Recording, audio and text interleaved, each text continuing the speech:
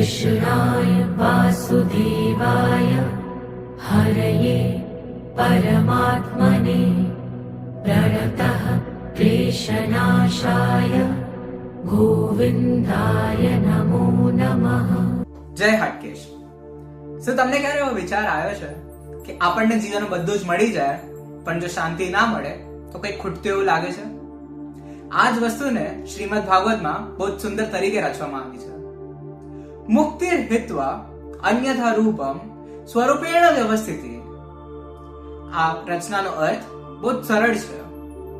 જેમ સામાન્ય રીતે આપણને લાગે કે મુક્તિ કે મોક્ષ એ મૃત્યુ પછીની કઈક જગ્યા કે અવસ્થા છે, તો શ્રીમદ ભાગવત કહે છે ના, એવું નથી। મુક્તિ કે મોક્ષ એ જ્યારે આપણે પોતાના એટલે સ્વરૂપમાં સ્થિર થઈએ એને કહેવાય છે।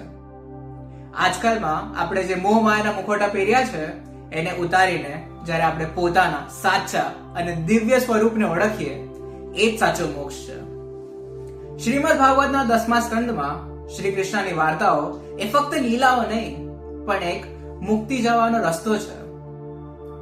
એ શ્રીમદ ભાગવત કહે છે કે જ્યારે ભક્તિ જાગૃત થાય છે ત્યારે મુક્તિ આપોઆપ પાછળ આવે છે। એટલે જ એક સાચા ભક્તને મુક્તિની નહીં પણ ફક્ત ભગવાનના પ્રેમ અને સેવાની જરૂર હોય છે। શ્રીમદ ભાગવત સપ્તાહ આ એક ધાર્મિક કાર્યક્રમ નહીં પણ એક અંતરયાત્રા, એક સોલ સર્ચિંગ એક્સપિરિયન્સ છે।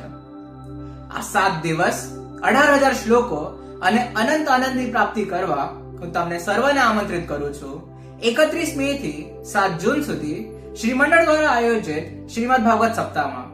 તમે સર્વ સહપરિવાર પધારજો, કારણ કે સાચી શાંતિ તો બહાર નહીં પણ ભક્તિમાં જ હોય છે।